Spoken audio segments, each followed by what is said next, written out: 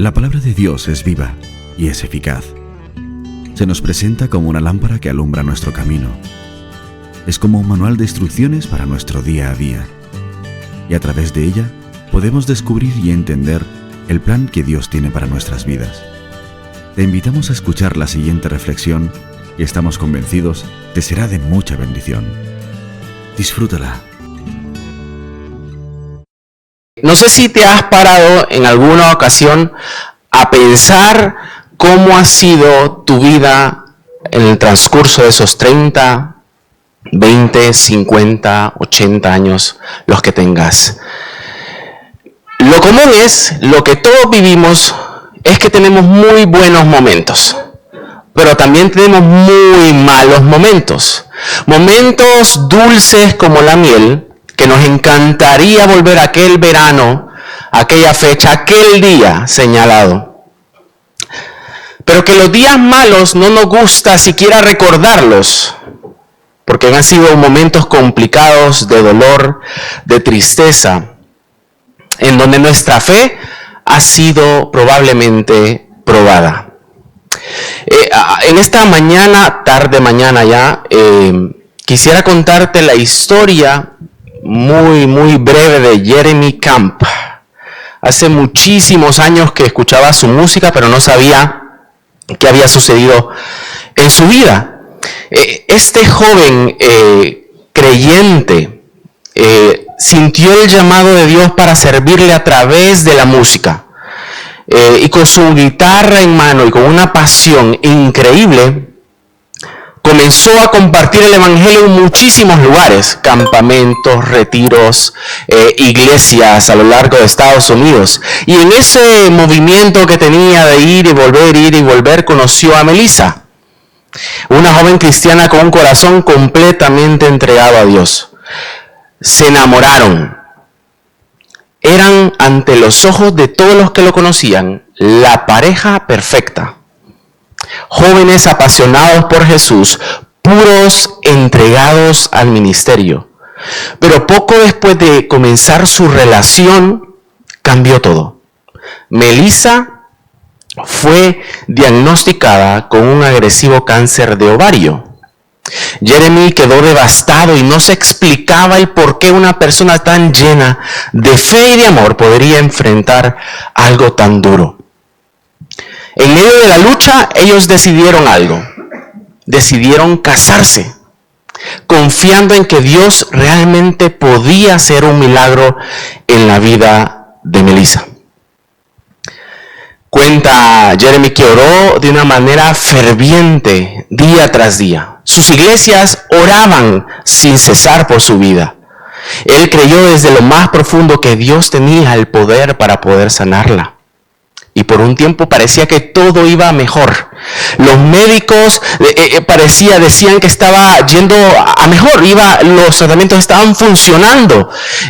Y de hecho llegó el día de la boda. Un día lleno de esperanza, de amor, de alegría. Jeremy estaba convencido de que Dios le estaba guiando hacia una vida llena de ministerio juntos. Pero apenas 6 meses después del matrimonio, Melissa falleció. Tenía solo 21 años.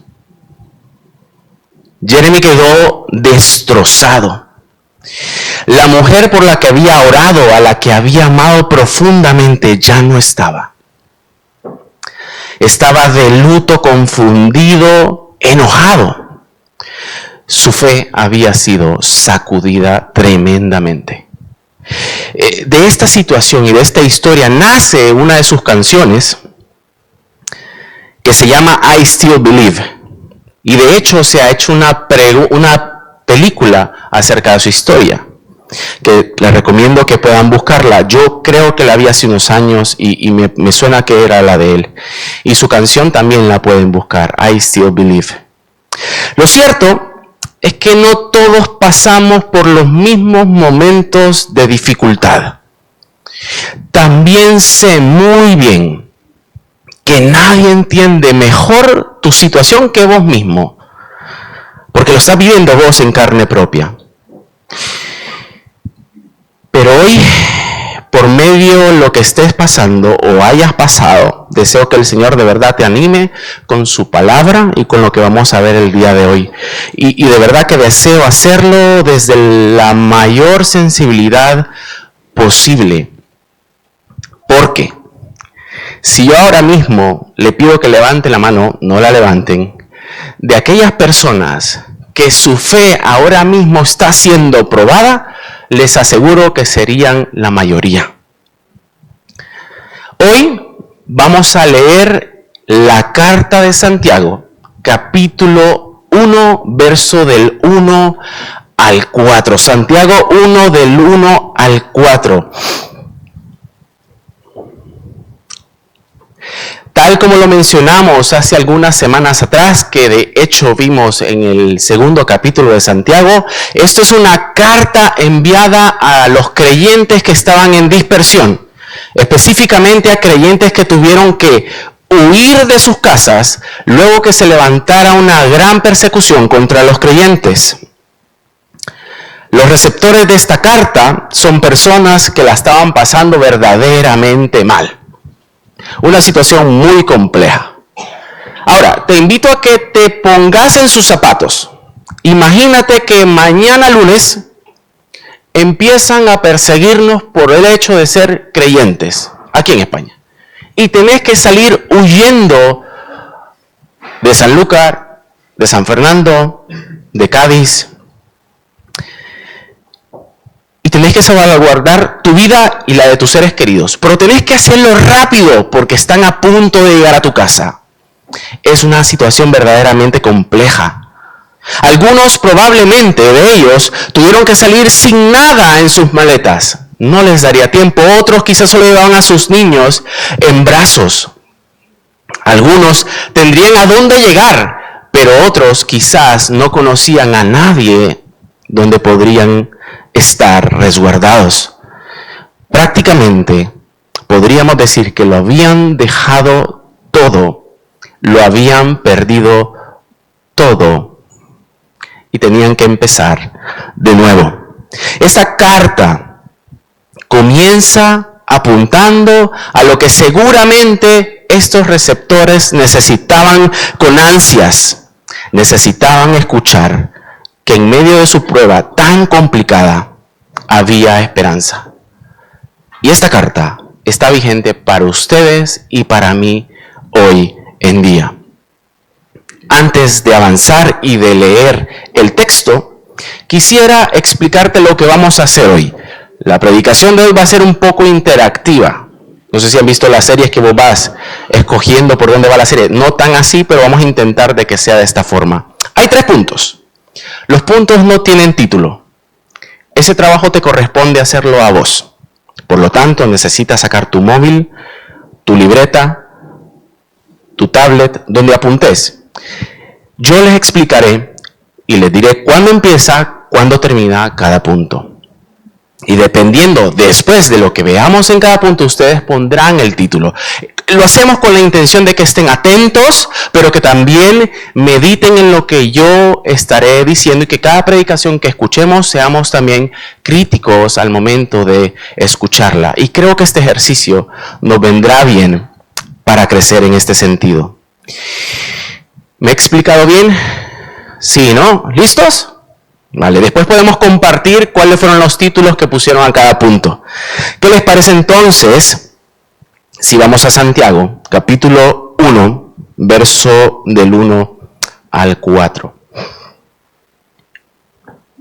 Dice: Santiago, siervo de Dios y del Señor Jesucristo, saluda a las 12 tribus que están en la dispersión. Hermanos míos, gozaos profundamente cuando estéis pasando por diversas pruebas. Pues sabéis que cuando vuestra fe es puesta a prueba, produce paciencia.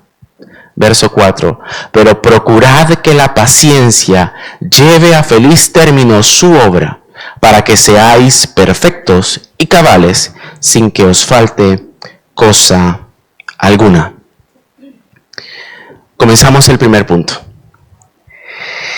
Lo primero que podemos ver iniciando esta carta es que nuestros hermanos de aquel momento estaban pasando por una prueba. tal y como lo dijimos antes, y que todo creyente será probado en su fe en algún momento de su vida. Así que si alguien te invitó a la iglesia y te dijo que los creyentes y los cristianos siempre estamos súper bien, te ha mentido. Te debe un almuerzo. Esto implica también de que las personas que no son creyentes también sufren dificultades. Ellos tampoco se escapan de esta situación. Todo ser humano ha pasado, está pasando o pasará por momentos complejos. El mismo Jesús nos dijo, en el mundo tendréis aflicciones. Mira lo que dice Sproul al momento de definir las pruebas. Dice, son varios tipos de circunstancias difíciles que a menudo son relacionados con la persecución, como lo que sufrieron los primeros cristianos. Y a lo largo de la Biblia podemos ver cómo creyentes, hombres y mujeres piadosos, fueron perseguidos por su fe y sufrieron pruebas que precisamente probaron su fe. Podemos recordar a José cómo fue traicionado por sus hermanos, vendido como esclavo, yendo a la cárcel injustamente. Podemos recordar a Job, que lo perdió absolutamente todo, incluyendo a sus hijos. Y podemos recordar a un hombre, David, que fue perseguido por el mismísimo rey para poder asesinarlo. Así que, creyente, hermano y hermana, quiero decirte que vamos a pasar pruebas. Vas a pasar por momentos que no queremos pasar, pero esos momentos son necesarios.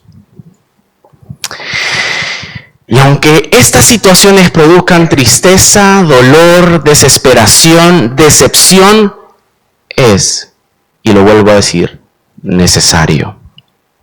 Jacobo, quien es el autor de esta carta, nos dice comenzando el capítulo, gozaos cuando pasen por diversas pruebas.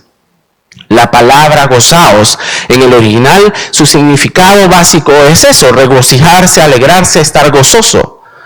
Y se usa comúnmente en el Nuevo Testamento para poder expresar alegría profunda. Y oigan esta parte que es muy importante, no basada en las circunstancias externas, sino en una actitud interior que proviene de una perspectiva espiritual. Lo repito, es una alegría profunda no basada en las circunstancias externas, sino en una actitud interior que proviene de una perspectiva espiritual. Hermanos míos, tened por sumo gozo cuando os halléis en diversas pruebas. Aquí el tener por sumo gozo no habla de una alegría superficial, ni de estar felices por sufrir. Más bien el verbo que se utiliza acá implica una decisión consciente de ver las pruebas como una ocasión de poder crecer espiritualmente. Es un gozo que nace del entendimiento de que Dios está obrando incluso en el sufrimiento. ¿Me he explicado bien? El verbo, yo no sé si lo has notado, pero está en imperativo, lo que indica que no es solo una emoción espontánea, sino una instrucción que se nos da. Se nos llama a considerar, a ver con otra perspectiva. El gozo en este caso, en términos sencillos y generales, es una lección basada en fe. Una lección basada en fe. Mire, sé muy bien que en muchas ocasiones tendemos a quedarnos, cuando pasamos por las pruebas, tendemos a quedarnos en las lágrimas, en la decepción, en la frustración, en el dolor que provocan estas situaciones. Y creo que hay tiempo para esto. Y creo que hay espacio para esto. Pero el autor nos está animando a no quedarnos estancados en lo que acabamos de decir, sino que nos anima a visualizar lo que realmente está sucediendo en la vida de un creyente que está pasando por pruebas. Otros teólogos lo llaman como un estado mental en donde reconoces de que Dios está usando esa prueba para tu bien. Y eso trae gozo. Quiero que escuches muy bien lo siguiente. Tus lágrimas, por lo tanto, no son en vano. Dios está obrando y cuando pones tu atención en esto, en esta realidad, esto produce el gozo en tu interior.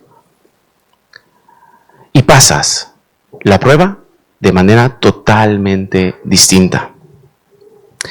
Aunque las lágrimas en muchas ocasiones no se vayan del todo, su gozo va a estar renovándose en nuestro interior. Cuando hayas perdido tu trabajo, Dios está obrando.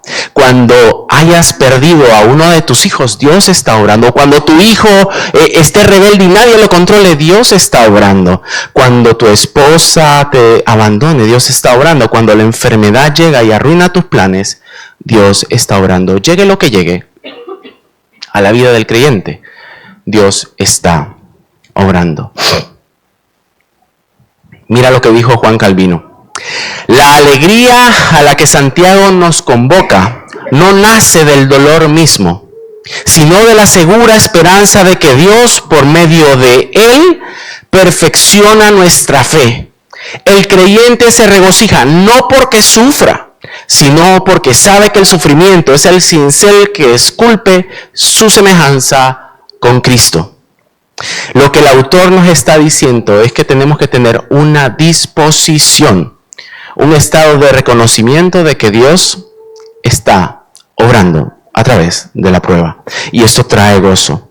Y no hablo de obligarte a sonreír, no hablo de hacer que estás bien en la tormenta. Hablo de que cuando confiamos plenamente en esta verdad, el gozo viene a tu interior. Pero también cuando nuestra fe es puesta a prueba, produce algo. Y por eso decíamos que no es en vano. Y con esto terminamos nuestro primer punto. Gozaos profundamente cuando estéis pasando por diversas pruebas. Comenzamos el segundo. El verso 3 dice lo siguiente: pues sabéis que cuando vuestra fe es puesta a prueba, produce paciencia.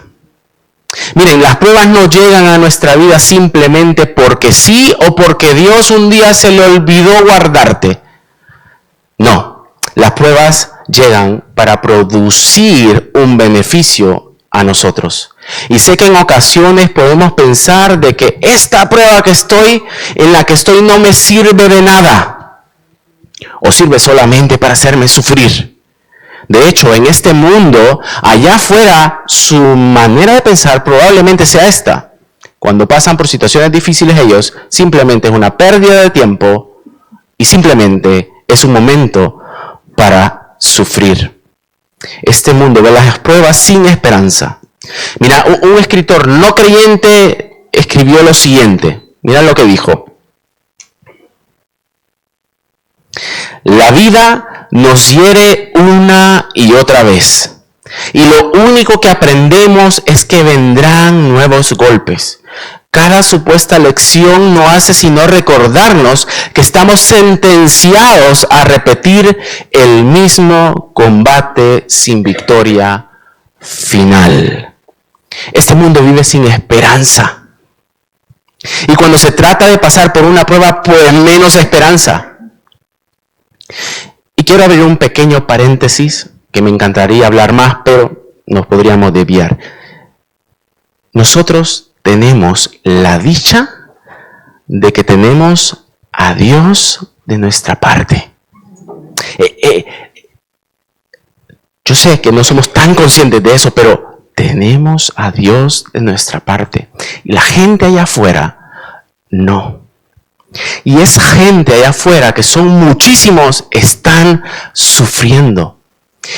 Y te animo y te reto a que en tu trabajo, con tu familia, con tus amigos que no son creyentes, puedas sentarte con ellos, puedas compartirle la verdad del Evangelio, lo consoles, lo abraces, porque ellos no tienen lo que nosotros tenemos. Y eso debe ser terrible. Si a mí mañana me dicen, el Señor se va de tu interior, mañana me muero hoy.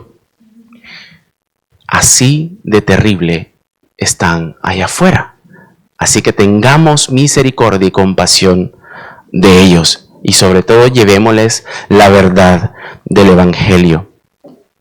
Como hemos dicho, la prueba produce algo en la vida del creyente. El verso 3 dice, pues sabéis que cuando vuestra fe es puesta a prueba, produce paciencia.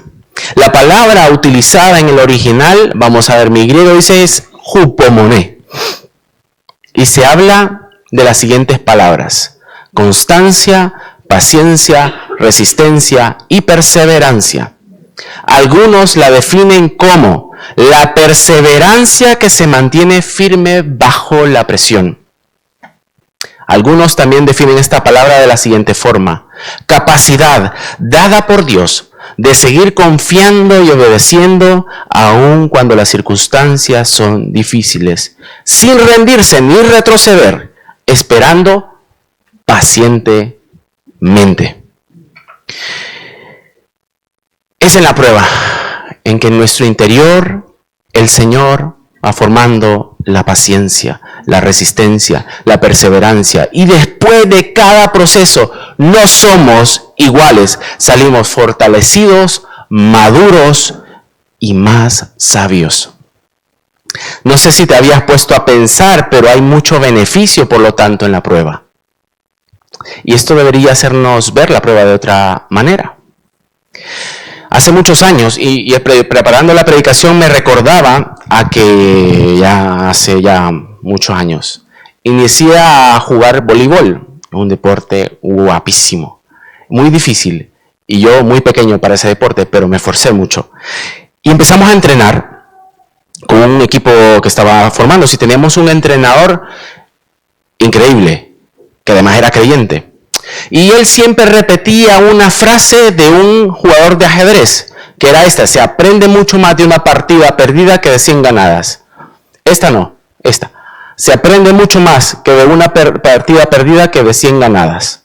Lo malo es que nosotros aprendíamos muchísimo, porque perdíamos muchísimo. Sus charlas eran muy largas, incluso a veces más largas que los partidos.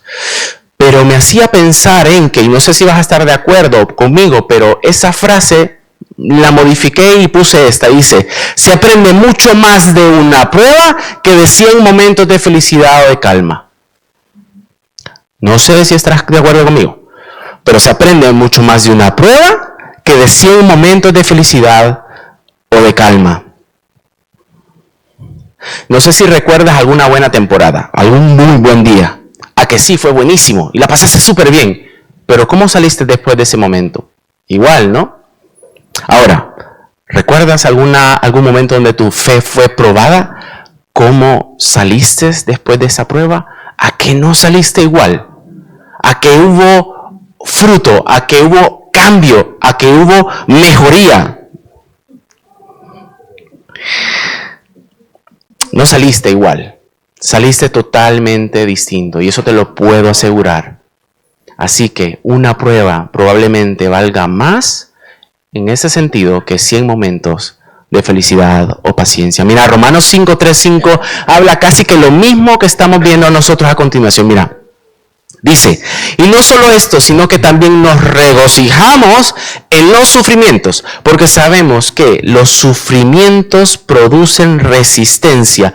La resistencia produce un carácter aprobado, y el carácter aprobado produce esperanza. Y esta esperanza no nos defrauda, porque Dios ha derramado su amor en nuestro corazón por el Espíritu Santo que nos ha dado.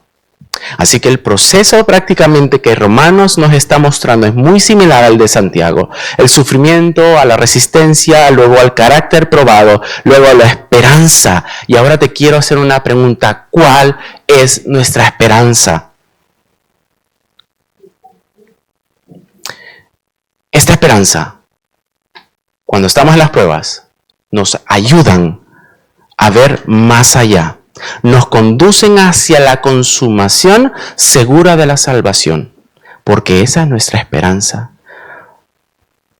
Esa es nuestra esperanza. Y sé que muchos de los que están aquí están pasando por diversas pruebas, complejas y dolorosas, pero debo decirte que lo que acabamos de leer Dice que las pruebas también sirven para que levantemos la barbilla y recordemos que tenemos una esperanza que va más allá de esa prueba. Esa esperanza es que un día vamos a estar cara a cara delante de nuestro Señor. Y esa es nuestra esperanza. Vamos a estar de cara a nuestro Rey y en ese lugar no habrá llanto, dolor, temor ni prueba. Eso es lo que nos espera a todos aquellos que hemos puesto nuestra confianza en Jesús. Mira lo que dice Apocalipsis 21:4. Dice, enjugará Dios toda lágrima de los ojos de ellos, y ya no habrá muerte, ni habrá más llanto, ni clamor, ni dolor, porque las primeras cosas pasaron. Las pruebas un día se acabarán. Mientras se acaban, esperaremos pacientemente. Aquí se acaba el segundo punto. Ya pueden ir poniendo sus títulos. O si no lo hacen en sus casas, no hay problema. Vamos al tercero.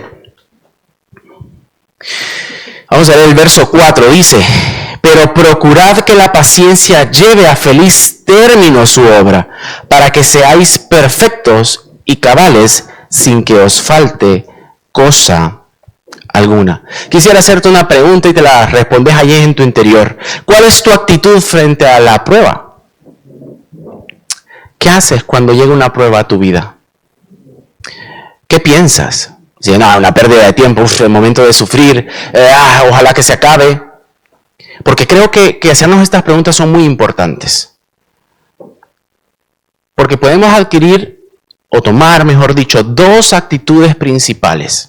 Una, deseando simplemente que la prueba se acabe rápido y con ello intentando tomarles atajos que podamos para que se acabe rápido.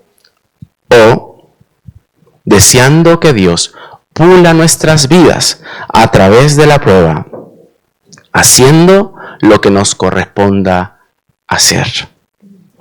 Como sea nuestra actitud frente a las pruebas, creo que va a ser muy importante. Creo que va a ser muy relevante, porque puede venir una prueba, otra prueba, y no haber sacado provecho como deberíamos. Dice el verso 4 que, pero procurad que la paciencia lleve a feliz término su obra. Y la palabra procurad nos indica que hay una parte que ustedes y que yo debemos hacer en medio de la prueba. Dios ha permitido que eso suceda, que llegue a nuestras vidas, y nosotros debemos someter nuestra agenda a su plan. Debemos someter nuestra agenda a su proceso sin abandonar la fe ni rebelarnos contra Dios. Sé que esta parte puede ser muy complicada llevarla a la práctica. Quizás estés diciendo en tu mente, Arnaldo, es muy fácil decirlo ahí arriba.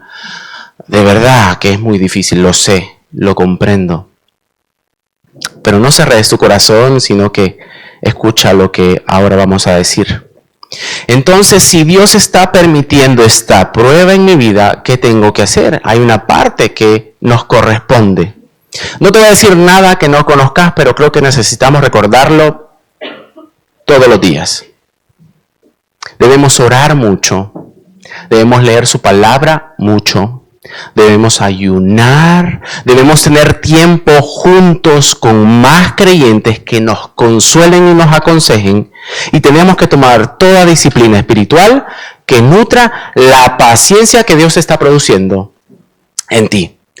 Esto requiere constancia, esto requiere trabajo arduo, trabajo día tras día, y en ocasiones meses y meses, y en ocasiones año tras año. Y sé que algunos de ustedes llevan mucho tiempo orando por esa prueba por la cual están. Y hoy te digo, no desistas, sigue orando, sigue leyendo, sigue cerquita de nuestro Señor. Otro paréntesis, no veamos de menos ni de más la prueba nuestra ni la de los demás. La prueba del otro es su prueba, tu prueba es tu prueba, y ahí estás en ese terreno moviéndote. Lo cerramos. También te animo a que podamos huir de la queja huir de la incredulidad y huir de cualquier actitud que no nutra la paciencia que Dios está obrando en nosotros. Juan Calvino dijo esto: nuestro papel no es originar la paciencia, eso es obra del Espíritu, sino abrirle paso, remover los obstáculos de incredulidad y permitir que crezca hasta la madurez. Hay algo muy interesante. En la prueba es en donde nos damos cuenta verdaderamente dónde hemos puesto nuestra confianza. Si no pasa nada, decimos: Señor, mi confianza está puesta en ti. Vengo, levanto las manos. Pero al momento de la prueba es cuando realmente sabemos si eso es real. Porque es en la tormenta cuando todo se sacude y queda a la vista el cimiento, si era arena o si era la roca eterna. La prueba, como hemos visto hace mucho tiempo, pues eso, te prueba. Y es que llega la prueba y en muchas ocasiones, no siempre, se borra de la mente del creyente de que cuenta con un Dios todopoderoso.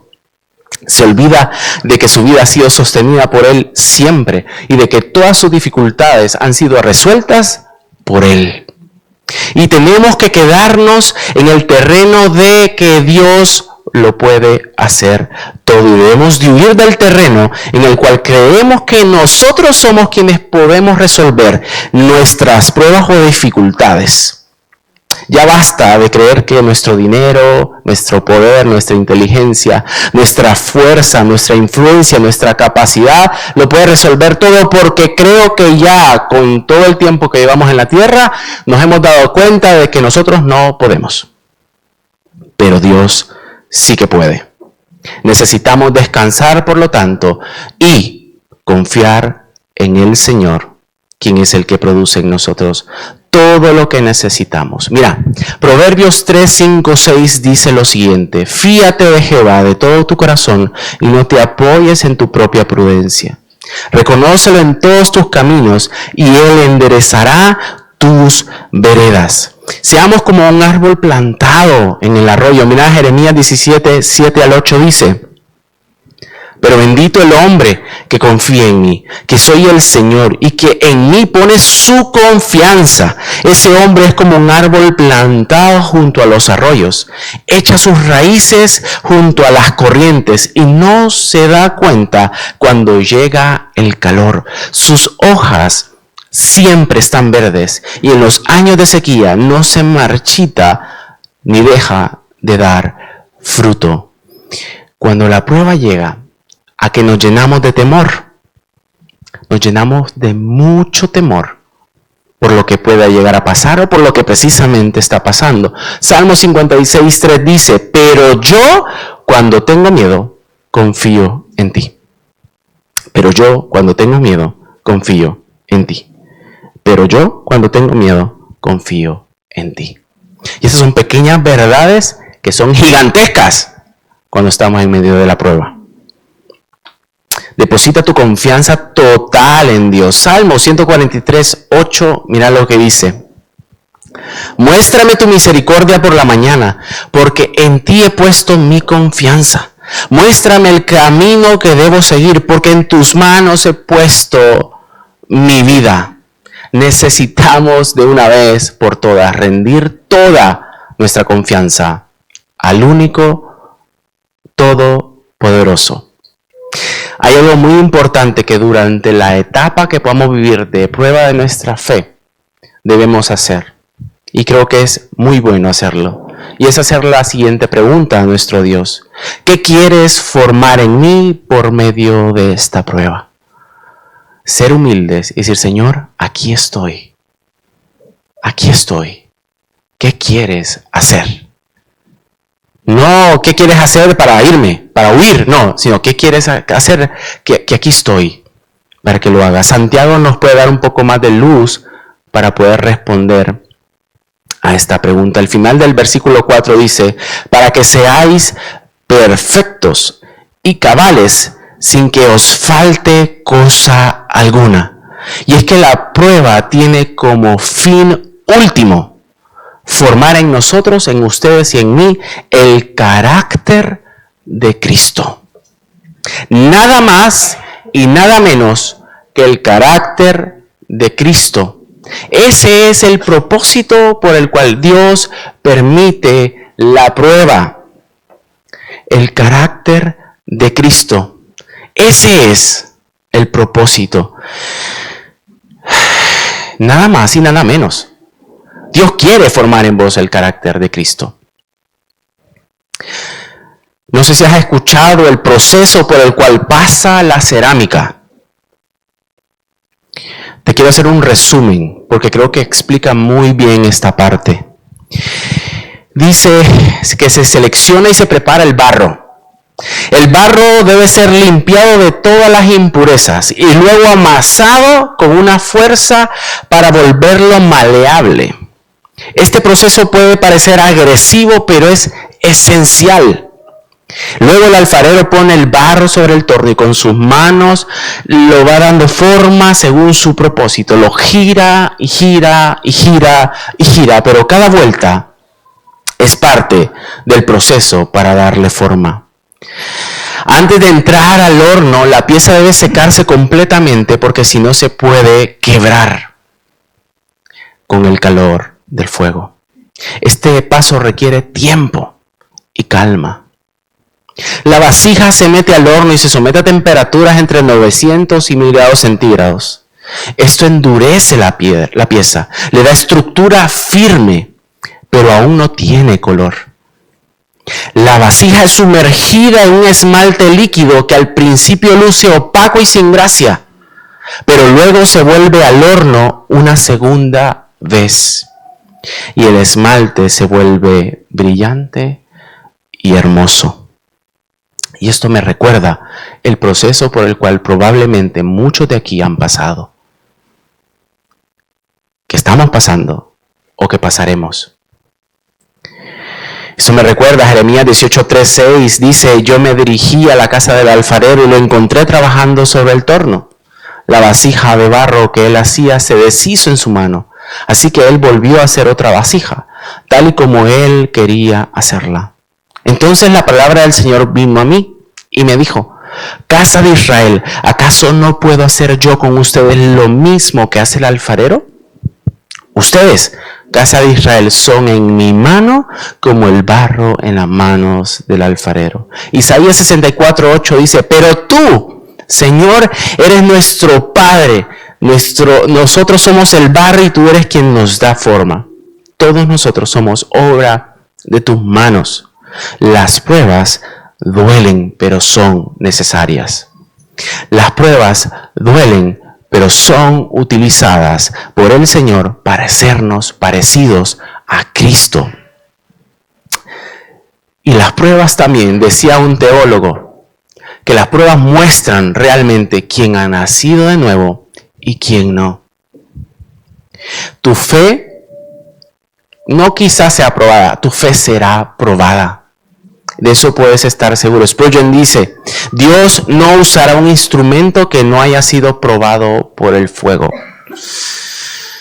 Pero ¿sabes qué? Hay alguien que pasó la prueba más dura, más dolorosa y más compleja. Jesús, el que no tenía que ser probado para nada, el que no tenía y no tiene impureza alguna, ni cosa que mejorar, pero vino porque ustedes y yo sí que estábamos hasta arriba de pecado. Y Él, siendo nuestro sustituto, murió en la cruz para que ustedes y yo no lo fuéramos.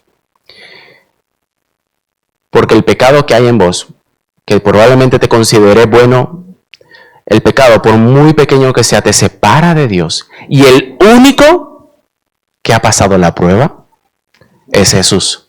Y Él, a través de su sacrificio, te da vida eterna. Así que si hoy no estás seguro de dónde vas a estar el día que partás, Dios te está diciendo que Él ha muerto por vos para darte vida eterna. ¿Lo crees?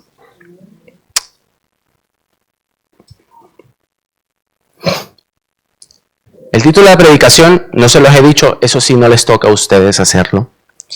Pero el título de la predicación es este: con otros ojos. Porque quiero que cada vez que venga una nueva prueba, lo veamos con otros ojos. Con los ojos que el Señor quiere que la veamos. Como un proceso que, aunque sea doloroso y cueste, Dios está formando dentro de nosotros el carácter de Cristo. Estamos caminando en ese camino precisamente de santidad para alcanzar la madurez que nuestro Dios desea.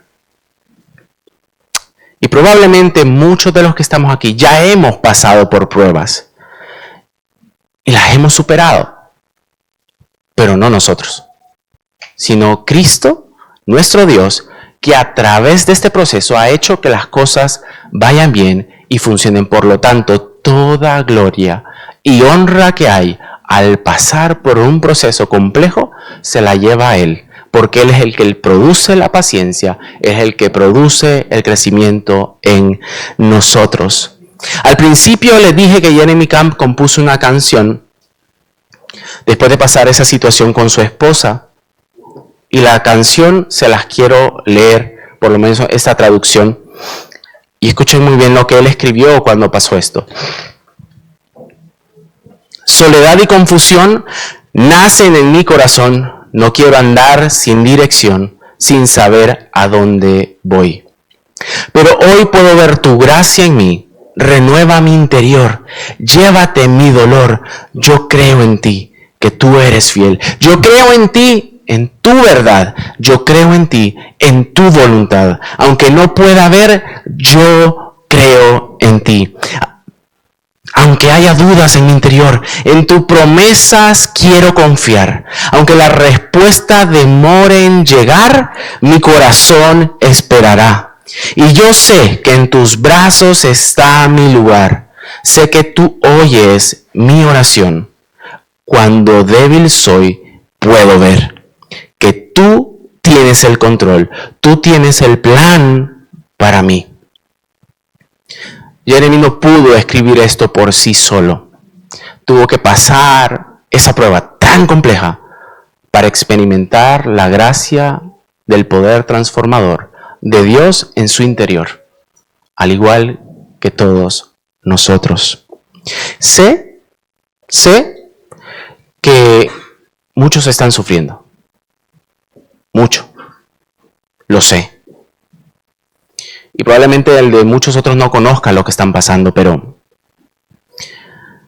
quisiera terminar con ese salmo y que puedas disfrutarlo, saborearlo y llevártelo para toda esta semana. Salmo 34, 17, 18 dice: los justos gimen y el Señor los escucha y los libra de todas sus angustias. Cercano está el Señor para salvar a los que tienen el corazón roto y el espíritu. De verdad, Dios te ama al permitir la prueba. Y Él está ahí para nosotros, antes, durante y después de la prueba. Las pruebas son necesarias para que crezcamos a la altura de Cristo. Y es súper interesante saber de que hoy por hoy nuestro Dios nos ve y ve a Cristo, pero Él sabe que aún quedan cosas por cambiar y mejorar.